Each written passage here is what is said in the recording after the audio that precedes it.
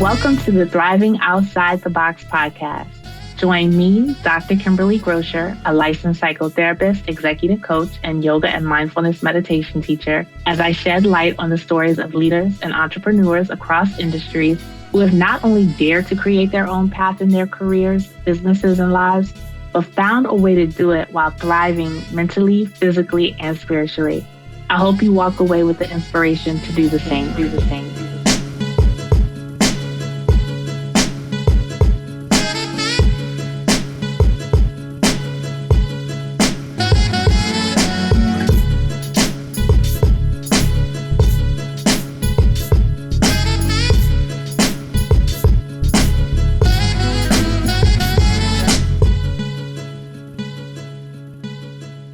Welcome back to the Thriving Outside the Box podcast with Dr. Kimberly Grocher. I am so happy that you decided to join us today, and I am super excited and honored for my guest today, Angela McCullough. Angela is a force to be reckoned with all that you are doing. And so, Angela, I'm just going to go ahead and turn it over to you so you can introduce yourself, let us know where you are, and then we'll kind of get into how you have created this path outside of the box. Okay, great. Well, thank you for having me. Hopefully your listeners know how amazing you are and much of the work that you've been giving birth to in the world. So I'm excited to be here and just chat with you. And so where am I? I am today in outside of Atlanta, Georgia.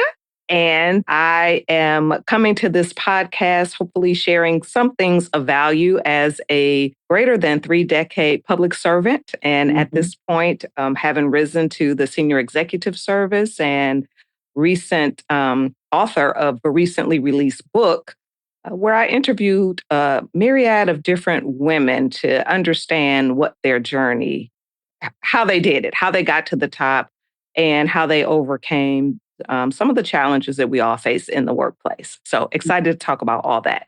Yes. Oh, so tell us about the book. I got the book, by the way, and I'm in the middle of reading it. Well, the book, the crazy thing is I started out with this idea that I was going to write this leadership book. And in effect, it is a leadership book, but it took twists and turns that I never imagined that it would take. I think most of your readers would know and understand that the majority of leadership books and much of the research that has been done in that area has been focused on white men. There has been some work done in academia focusing on others, but generally what is written in those books is what we've defined as successful leadership or describe what leaders look like.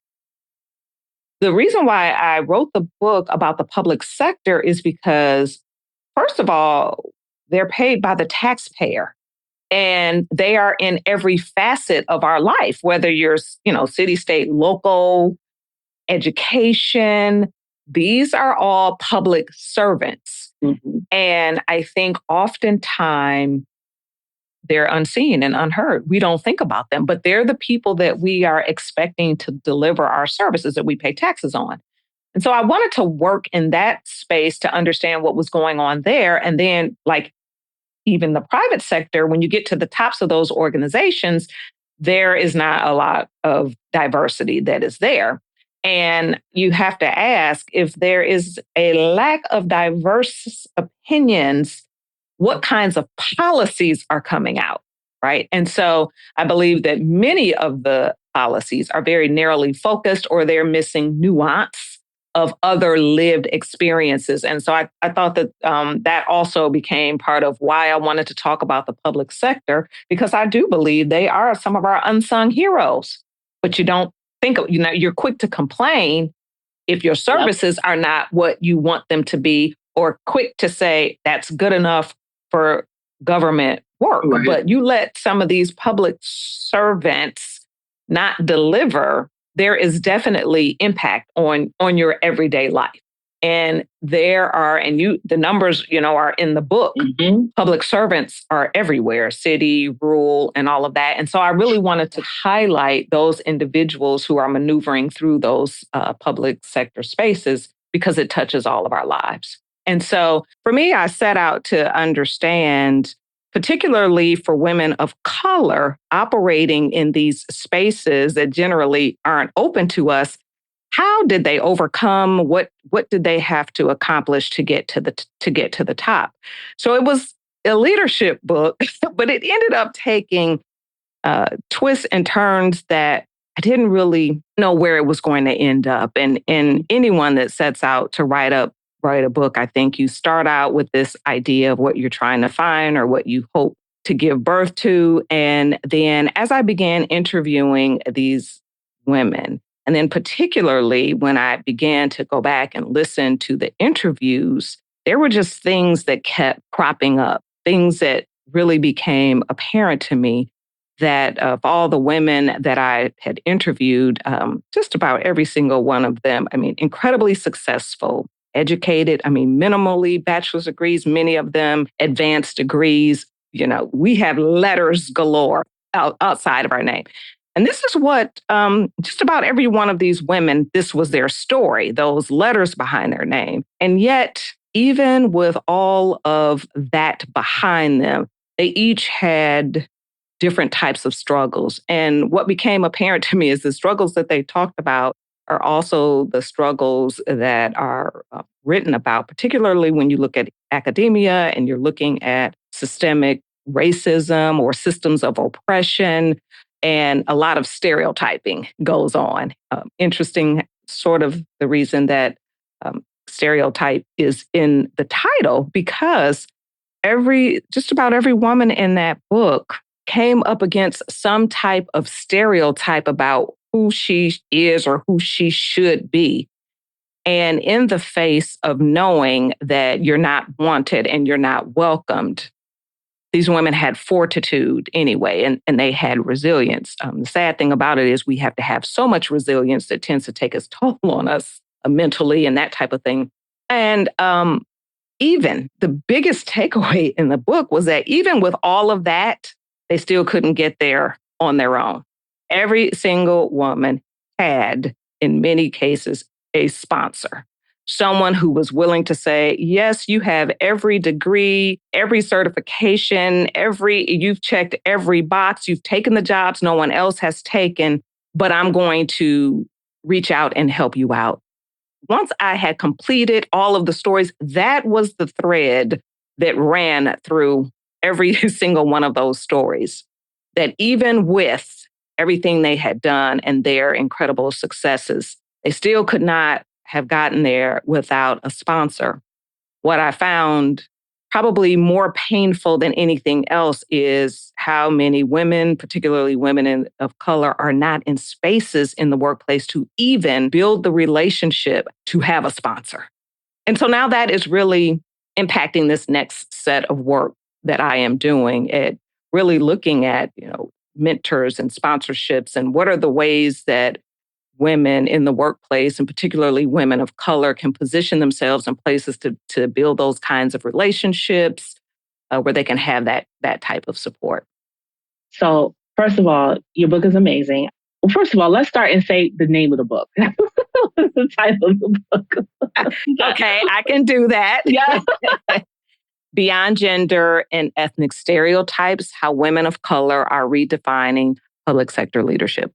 Amazing. So I had to keep picking up and putting it down because there are so many things that resonate, and some of them are really painful, but you're speaking so much truth. I love how you focus on the public sector, right? And this is one of the reasons why I wanted to talk to you and have you on here, because I think a lot of times when people think about, creating your own path, being outside the box, it's automatically entrepreneurship, starting your own thing, but it's no, you are a trailblazer in the space that you're in and working in the federal government, and finding ways to blaze a path that not many women of color have been able to walk on or create, which is why you've had to kind of create it and blaze the trail, right? So to read about their stories has just been so tremendous because, I grew up in DC. So most of my friends, family, the government was it. You go to school and you get you a good government job, right? Yes. Yes, ma'am. Yeah. And you stay in that job until you don't work anymore, until you retire, right? Yep. And a lot of times the attitude is, well, you should be grateful. Yes. That you're here. And you should be grateful that you have this. And don't stir anything up. Yes. Can we talk about that? Yes. Go with the status quo. Yes. So absolutely. Yes. Oh, I have so many questions for you. Okay. So I want to talk about that. But first, I want to ask you, when you were talking about the sponsors and mentors and things like that, when it comes to sponsors specifically, right? Because somebody sponsoring you is different than like a mentor. Yes. So can you talk about that? And then also who these sponsors tend to be? Yes, absolutely. Mm-hmm. Mentors, we all have, well, I won't say all of us, but mentors, generally speaking, are people who tend to help you navigate the work environment, share the benefit of their experience, maybe connect you with others, that type of thing. They are mentoring you through it. Sponsors, on the other hand, tend to come from the most senior positions in the organization. And generally speaking, the majority of sponsors tend to be very senior white males. You know, sometimes there's very senior white women, but we're speaking in generalities. And we're speaking about all the research I did in the public sector. And the difference between a mentor and a sponsor is that sponsors generally have political capital and they have some political power. And a sponsor is able to put your name in a room at a conversation that your name wouldn't ordinarily be a part of. And a true sponsor is often willing to expend political capital because they believe in you. And those are not easy relationships. And you can have a relationship that may start as a mentoring type of relationship, because senior leaders do mentor employees. And senior leaders also can watch you grow and develop and how you accomplish work. And that relationship can evolve to the point of a sponsor, where that individual is willing to really put your name out there, and really that person is vouching for you. They are saying, let's put Angela McCullough in this place. And I know her, I speak for her work, she's going to deliver. And so they are willing. First of all, that's not an easy thing for someone to put your name and to really speak on you. And I hope your listeners know a lot of the conversations or discussions about selections, they take place behind closed doors. Even before there's a vacancy, there are often conversations that are going on about the future. Who's doing what? How such and such? And so that sponsor, hard to come by, but having that individual that is willing to really speak on your behalf and then to support you in that role is the difference. And as you're reading the book, every woman at some point talked about an individual. I personally, I can talk about some key individuals that were sponsors in my life that put my name in a conversation that I didn't know. You would never know that you are brought into a conversation. And sometimes that is the difference of someone else being willing to open a door for you. I think in a lot of ways, that is the difference between really getting to the executive suite or some of the most senior positions, is having someone who is pulling you up, opening the door and saying, sit down at this table. I think that is such an important piece of information that so many women, especially women of color, don't get. And whether we think that's fair or not is not fair nor there, right? But this is the way things happen. This is the way things roll out. And so really, I think in the book, you also use a term like your allies, understanding who your allies are, and true allies, right? Not people that are talking about their allies, but people that Correct. Actually show up as allies. Yes. You know, how they can help you get to that next level. So I wanted to maybe pause here and let's go back to your journey to where you are right now and what you're doing right now. And like, what was the box for you? What was like being in the box for you? And how did you step out of it? That's a great question. in the box, I had my good government job, as you said, one in which when I graduated from high school, I got some scholarship money, but it was to stay in Michigan, and I didn't want to stay in Michigan. So I went in the military. I always wanted to travel. And I went into the United States Air Force and spent a quick couple years and quickly found out it was not for me. It was a fantastic experience, personal growth. And it was because I had that experience in the Air Force that it paved the way for me now. And as a matter of fact, that experience was directly portable to the FAA. And I started out as a young technician, electronics technician, working on ground-based navigational equipment at airports, trying to figure it out. I always just went in thinking, hey, I would have this full career. I had parents and grandparents who pretty much said, like, put your head down, you can figure it out, you can do whatever. And so I walked into it believing that I actually could do whatever. I also figured out I wasn't really welcome. And I talk about that a little bit in the book of facing that, of walking into an environment as a young Black female, very young. Like the people I was working with were old enough to be my father and grandfather. And they hadn't had worked with women before, much less a woman of color, Black woman. And in spaces where they have worked with women, generally speaking, they would be in an administrative type of position. And one thing that became apparent to me in this not wanted type of thing was that they had some knowledge that I needed. And I've just figured out, okay, I need to get what I need to get from them so I could be successful in my good government job. And I did that. So I put my head down. And yes, there was definitely the very direct being told I was an affirmative action hiree, and those kinds of comments letting me know that I just wasn't welcomed. And I was like, well, okay. And I literally thought to myself, you'll work for me one day. It's funny how these things play out. But I continued to keep my head down and work my way up. One thing that was important to me was that as a technician and you're working on equipment, I wanted to be respected by the other technicians. So I can remember very intentionally making sure that I didn't appear too feminine.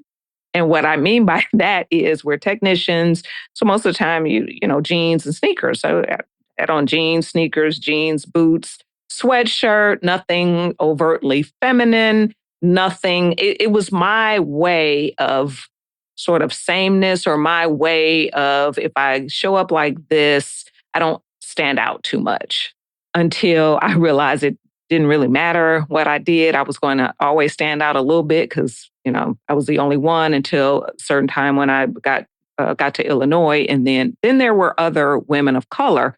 But by that time, I was still in this box of not wanting to stand out, be a great technician, do what I need to do. And that was always throughout my career, right? But in those early days, you're working for people and you're thinking, oh my gosh, I can do better than them, right? We all think it.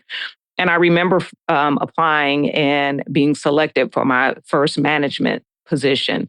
And the gentleman who selected me and another Black woman, and he retired. So he was gone and we're left behind to figure things out. And luckily I did have her and I could talk to her, but I was faced in a situation really not supported. The gentleman who had hired me was gone on. I was leading a team of men, all men. Cool. Again, varying ages, and did I mention I was younger than them? So they were could be like father-like, or, a few years older, all the way to grandfather-like. That was Who was on my team. And true to form, often, as we say, when we get selected into these management positions, you're going into environments where, they need a comeback, or I will tell you, it was an organization that morale was low. For a lot of different reasons. We were smaller facilities outside the major airport. And so there was never enough money to go around. And so the people really felt downtrodden, really, like unwanted as a group. And so that was what I was faced with. And that first really stepping in as a manager and trying to figure out how am I going to deliver on the work I need to deliver. But at the same time, how do I recognize what the people felt? Right. And I think that experience really was foundational to it really helping me grow and lead as a manager. And I'm always operationally focused. I mean, I grew up in the National Airspace System, where we're all about safety. But I've always been very clear that work is accomplished through people. And so you've got to care enough about the people and what the people are going through and dealing with to get the work done. And so I've moved around. I think I have moved a myriad of times, taking different positions. I wanted to try new things, step outside my comfort zone. As a matter of fact, I'm always stepping outside of my comfort zone. I have a joke that I do things with flaming fear, and I just show up and do them anyway. And it took me into places I would have never imagined that I would end up in. Working in groups that you could not have plotted out your career that would have taken you into these spaces, having the opportunity to do some work on the air traffic side of the house. I'm a technician. And a lot of that came from relationships I built, the kind of work that I had done, and people having belief in me to step in and deliver. And I think at the time I'm trying to think when I met you, I might have been the vice president of one of the organizations. And it was an organization all about creation of airspace and procedures and things that I knew nothing about. And I remember my then boss, when they selected me, said, I am not looking for an expert. I'm looking for a leader. I need you to be conversant in your portfolio.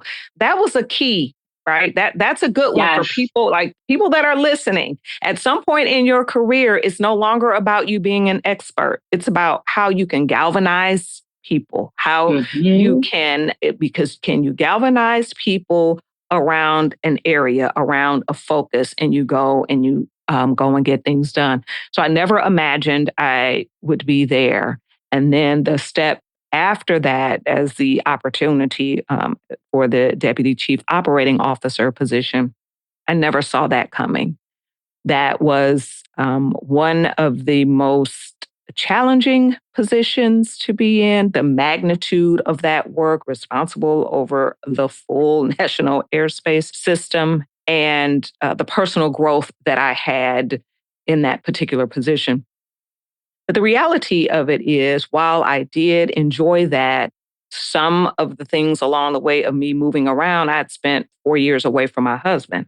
And we never really talk about the choices that we make in support of this career and what those impacts were. And the time came, we were post-COVID, where it's like, I think I need to go home, right? And when I moved to DC, my husband stayed behind, and we had been going back and forth and back and forth. And it was just time to come home. After COVID, a lot of reflection on what's important and where you spend your time. And so ultimately, I did not apply to stay in the position, which really threw people for a loop. Like, you get all the way there and you didn't, why didn't you apply? And it's interesting because I did take the time to say it wasn't like I didn't apply because the work was not meaningful. I didn't apply because I had to make a personal choice. And I believe that it's important that we talk for everyone, but especially women, about choices and being true to yourself and really looking and saying what's important to me, what matters to me. And that need to be back at home on a daily basis with my family outweighed the role of the DCOO. There is prestige that comes along with that position. And I had to make a decision that I wanted something different for my life at that time. And so I didn't do that. Now I'm really excited working in drone integration. And super excited about the future and really being on, I would just say, being at the beginning of this new era, if you will, in aerospace, and being able to be a part of that is really been exciting. But that a lot of bumps and bruises and other things. But I mean, in a nutshell, we encapsulated the last 30 years. Wow. Okay. So, so just a little background. So me and Angela met 2 years ago at a leadership retreat, Limitless by the coach Bridget Simmons. Right. And so it was a group of about 14 or 15 of us women who were there and connected and have stayed in contact and built these relationships, did another retreat. We've done 3 retreats together, I think, so far. We did our own little personal retreat. Yep. Mm-hmm. We did another retreat with Bridget, right? And so to just see in the last 2 years what you have done. I remember us sitting in the back of the house in Orlando, and chatting about what's to come. And you have realized all of it, like the book, and saying, okay, I'm going to write a book and this is what I'm going to do. And the book is here. But then also to see how your career has just shifted in the last couple of years with you, like aligning it with like, what's good for me personally? What makes sense for me and my family? What do I need to do? How do I shift this and still be who I am, doing the work that, I love and growing and things like that, but also like my life, not at the expense of my life, yes. In so many different ways. That statement is layered, right? So yes. Yes. Say a little more about the drone integration because Oh, okay. That is obviously pretty exciting. Hopefully people are paying attention to all the drones that are out there. And particularly, we've got to figure out, because a drone it's an aircraft, right? And so we've got to figure out how these drones can fly in the airspace safely, right? Where they're not being ingested or hitting commercial airliners and those types of things. And so our current rule set and regulation were written for traditional aircraft. So there's got to be new rulemaking that can enable these operations. There's all types of scientific research going on and studies going on to study these different types of aircraft, what their characteristics are, how and where they can fly. So all of that is going on. And at the same time, these industries are certainly see opportunities for money making. So we've got to do our due diligence as an agency, right? So this is an agency now. This is a federal agency now, drone integration. It's a job in the same, I still work for the same agency. I just have moved into a different space. And our space where we are now is all about the integration of drones. And the industry is moving at the pace of sound. But of course, we can't move as rapidly. And there's intentionality behind ensuring that we do everything to do this safely, right? In a safe and efficient way. And so that is what we're spending all of our time understanding what is safe. And it's one of those where you fly a little, you learn a little, you fly a little, learn a little, and evolve is kind of how that process is going, or something that we said is crawl, walking, run. You start off slow and you test and things are good. And then you could fly a little bit more and fly a little bit more. It's really exciting. We've been doing a lot of work getting out to the children in STEM and giving them opportunities to introduce them to drones. I think one of the other things that really excites me about the drone side of the industry is the cost to introduction is not the same cost if you want to be a pilot, if you will. Very expensive, flight hours, training, and all of that. And a lot of these kids right now, they can go out to the American model fields where they fly their little planes. Kids have drones flying around in their background. And I'm really excited about that technology and the opportunities for the next generation, for all the generations, but particularly when you look in our communities that historically have not had those kinds of funds and opportunities. And you talk to children in our community and they've never thought anything about aviation. And, you and I take it for granted, hop on a flight and go to the other side of the world. Many of these children have never been on an airplane. And so it's really exciting how the drone industry is opening up new excitement for them. And I think in the future, there'll be some different opportunities. That's exciting. Like that. Uh-huh. It is. It is.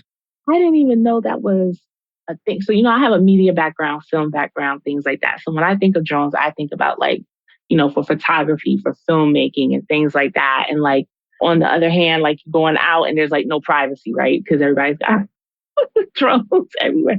But to think about now we have to figure out how to have these drones in these spaces with this other aircraft, right? That's a whole field. That's a whole job. And then what you all are doing to expose kids to this as another way into aviation. Mm-hmm. Mm-hmm.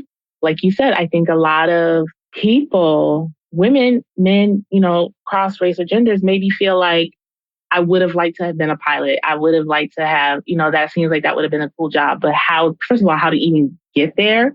Yes. Is one thing. How do you do that? Right. And then to actually go through all of it to get to that point where you are the one sitting in the cockpit flying the plane, is something else also entirely. And so now this is another way in.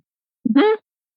I mean, it is exciting. And these kids now play these video games so they can go out here and fly their little, toy drones, and they are learning about that. And then the eventual getting to the point of actually having air taxis. I mean, you think Jetsons, it's the Jetsons happening right in front of us. And so it's exciting to really see that. That is so cool. So I know we're getting close to time, and I did not want to end without asking you. And I think we touched on it kind of in bits and pieces throughout. But how do you stay well, right? How do you thrive, right? So more than just survive, what helps you to thrive? I would say number one is getting to the point of really being able to own your decisions about your career. A lot of times people pull on us and say, oh, you should go do this and you should do that. And I think I'm going to say oftentimes when you're younger and you have these visions and sometimes you'll go do these things, you haven't even stopped to really think about, do I really want to do this? Is this a space that I want to be in? What am I going to get out of it? We don't do that. We get caught up in that. And so to be in the place now to be really honest about, yeah, that's not something I want to do, or I'd like to do that, but this is more important, and to be comfortable with that. Because if I tell you, I would be dishonest with you if I didn't say ego comes into play. Am I really going to? This is a great opportunity. I had done the job, for a good portion of the year. Felt like I could be successful. What does it say about me? Right. So I went through all of that self-talk. I need to say that because people need to hear it. It's real. The self-talk about what does it mean for me if I don't? Have I given up any opportunity? All of those things came into play. And until you really sit yourself down and you get really clear. And I think, not my words, we've read it, when values are clear, decisions are easy. Yes. And for me, that clarity of, okay, I want to come home. I need to come home. This is a decision. So number one, I would say kind of really being clear about that and being comfortable with standing in what's important to you and knowing, people are going to feel all kinds of ways about it, but it doesn't matter. It's my story. So that's one thing. Another thing that I do, and I was telling my husband, I haven't done it yet, but I normally have my travel schedule filled for the upcoming year. It's important to me for respite. I'm getting out of the office. I'm going away. I'm not working. I am taking time off and away for me. That is incredibly important, whether it's, I do, girlfriend time, being around some like-minded women, support family time, that type of thing. So I absolutely do that. I haven't done it in a while because I've been working on other things. I do believe in tapping into creativity. And so I like to art journal. And if you saw my collection of goodies, you would think I was a professional artist. But I find that the art journaling and self-expression is a way of helping to relieve like stresses or anxieties. And I also believe that it allows me, when I'm in time that I'm coloring, I am able to reflect on different things that I'm thinking and feeling and come up with different options that I, hadn't considered. And then I am a constant learner. So I'm all about this new AI technology. I do not believe that we're not going to have jobs because of AI. What I believe is let's embrace this technology. And so I'm learning about that type of thing. I'm not as consistent with working out. I kind of, I go up and I go down. But I do try to be thoughtful about what I'm eating because, I recognize that is fuel for the body. But those top items are literally and I said to my husband, I said, wait a minute, there's nothing scheduled for next year. I'm behind schedule. It's July. But that is how I try to thrive outside the box. I love you so much, Angela. I do. I do. I do. The creativity, really like taking time to plan out like your respite, like sitting down with that, like you said, understanding your values, being clear on your values and do the decisions that you have to make align with those values or making decisions in a way that does align with your values, right? Mm-hmm. Spending time with family and friends. And I love these because these aren't the traditional things that people think of when they think of wellness, like you said, people, I go to the gym and I do my yoga, I do my meditation. And it's like, yes, those are very important pieces. You know how I feel about those pieces. Yes, don't play with your yoga. Give me a tree pose. Is it the tree pose or the... Yes. But there's so many other things that you can do, right? And so really understanding what helps you, what resonates with you, and engaging in that regularly is what's important. Yes. Mm-hmm. I agree. Absolutely. Is there anything else that you think we should cover or talk about before we end or that you want to add? I think I would just add, just because I'm such a, huge supporter of women and personal development and career and leadership, all of those things get me super excited. And I made the comment earlier about doing things with flaming fear. And I tend to say that in workshops. And I think I just want to leave people with this idea that, first of all, we all know that the greatest growth happens just on that. You're in that space of discomfort. And so doing things with flaming fear is such a growth opportunity, personal growth. You're always going to be afraid about something. Nothing is ever 100% perfect and right. And I've got to say, don't let that stand in your way. You shaking your hand, yes, or nodding yes with flaming fear.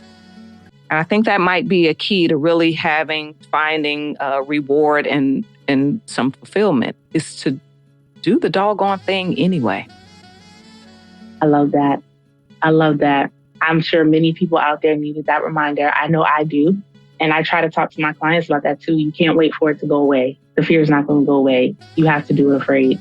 And that can shift and change as you do it. But if you're waiting, you're never going to get started. Flaming fear. Thank you so much, Angela McCullough. Thank you for being with us today. And just one more time, say the name of your book, and I'm going to make sure I put it in the show notes. Okay, thank you. It's Beyond Gender and Ethnic Stereotypes, How Women of Color Redefine Public Sector Leadership. So thank you so much for having me. It was such a pleasure, as usual, just to be able to chat with you.